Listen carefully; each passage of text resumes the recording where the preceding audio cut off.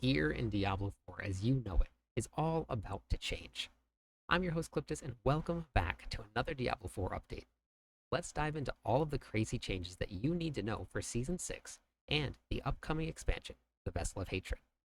The changes I'm about to cover will affect everyone, even if you didn't purchase the Vessel of Hatred. This game-changing update will not only change how we loot, but will shape the future of the game. Hopping into the gear changes, we're going to look at the comparison between the current Season 5, the Season of the Infernal Hordes, and the changes that are going to be coming in Season 6 with the Vessel of Hatred launch. Now, these changes, again, affect everyone. This is not just for anybody that has purchased the Vessel of Hatred. So let's look at the current season right now. We are currently running a Legendary gear, Sacred gear, and Ancestral gear. Your Legendary gear drops in Tier 1 and 2. Your Sacred gear drops in Tier 3, and then your Ancestral gear drops in Tier 4. Currently, all three of these can have 2 tempers, and all 3 of them can be masterworked to 12. Blizzard realized that the stopgap between Tier 2 and then Tier 4 was really just a very brief moment in your Diablo 4 journey. So what they did is that they got rid of all of your Sacred gear. They hit the delete button.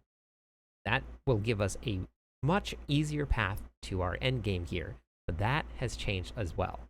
When we hop into Season 6, there's going to be 2 different types of gear now. Your regular Legendary. If this wasn't a unique piece of gear, it would say Legendary piece of gear right here, just like it says right here on your sword. If we compare the two, this is a Legendary piece of gear, and your damage numbers are actually higher than your 750 item power. That is because in the new season, Blizzard has crunched the stats. Your gear is going to look a lot different. With Legendary gear, even if you take an aspect and you put it onto a rare piece of gear, which is the yellow ones, you're only going to be able to temper 1 time. And then you can only masterwork that 1 tempered item to +4. There can never ever be more on a Legendary piece of gear. On your Ancestral piece of gear, now this is the big change. This has changed dramatically. If you look at the difference between the two, one is item power 925. The other one is item power 800. On your 800 piece of gear, we only get +40 armor. On your current season, we get 925 armor. Now, don't worry, because we still will be able to hit armor cap. It's just going to be a lot different. The numbers have been crunched, so you're going to see things that are going to look a lot different when you get into your actual piece of gear. What Blizzard has done with Ancestral pieces of gear is that they will always come with at least 1 greater affix. So now, when you see a greater affix drop, you know that it's an Ancestral piece of gear. It was actually a really good and really fun moment when we were on the PTR because we were running around with all Legendary gear, but it wasn't the greater affix gear and it wasn't the Ancestral gear. So as soon as you saw that drop, you knew this is going to be part of my endgame gear. Blizzard also took some of the stats and another big change that they made to Ancestral gear, they also made it a lot harder to find. The drop rates were decreased, and I think that we'll be able to farm them pretty easily depending on what the patch notes say when we hit the campfire chat, but we'll get to that later. And now I know what you guys are thinking. If they're harder to find, we have to find one with the greater affix on it. It took me 3 weeks to find the specific affix that I wanted in Season 5, and they dropped all the time. How am I ever going to find a good piece of gear to use? I'm going to get life per second on everything.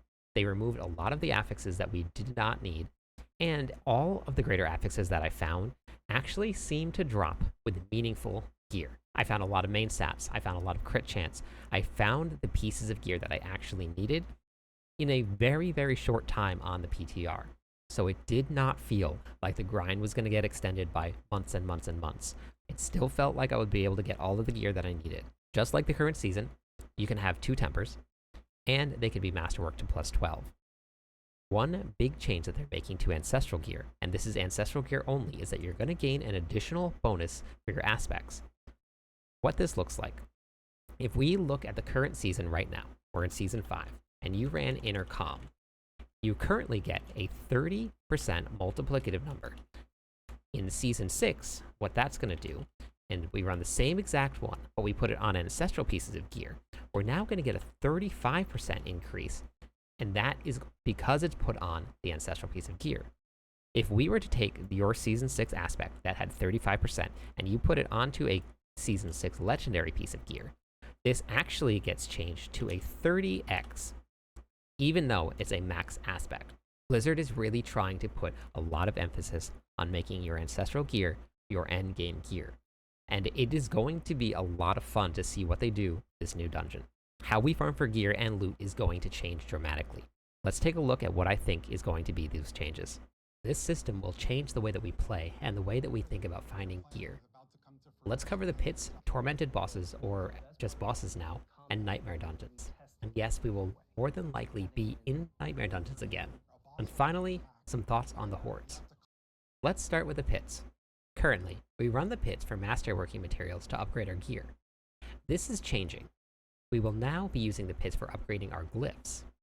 Masterworking materials don't drop from the pits at all anymore. This is actually a change that I really like. Currently, the pits have kind of become a little obsolete.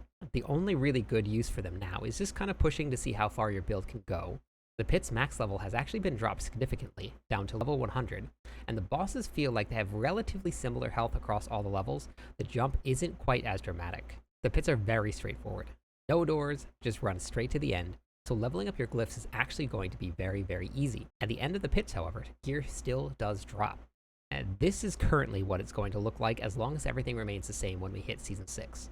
All the gear that will be dropping will still be legendary, but there will be a very small chance that we'll get some ancestral gear from running the pits.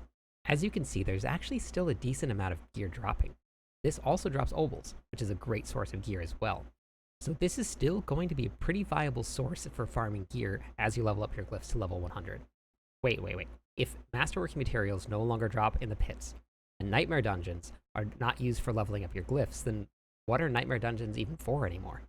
Well, Blizzard made a really cool change to the classic and iconic nightmare dungeon. Masterworking materials now drop from every single elite in the dungeon. As you can see here, my pet is picking up 20 from each of the elites for a total of 60 per pack. This equals out to be hundreds of masterworking materials per nightmare dungeon. It gives the entire dungeon purpose. You actually want to kill monsters now. You don't have to run straight to the end. And what do we play Diablo for? To slay demons. This is an awesome change to the dungeons. On top of the masterworking materials, loot still drops from the dungeons. And then when you get to the end, and you finally complete the dungeon, there are still rewards that give you gear too. This is still going to be a viable place to get your gear, and also to get your masterworking materials. Boss fights are now much different. In fact, tormented bosses are completely gone. The material cost has been reduced, and the difficulty of the bosses now depends on the torment you're in, and not the boss itself. On the PTR, it seemed that all of the legendary gear was removed from all of the boss farms. It was strictly going to be used for a unique gear farm.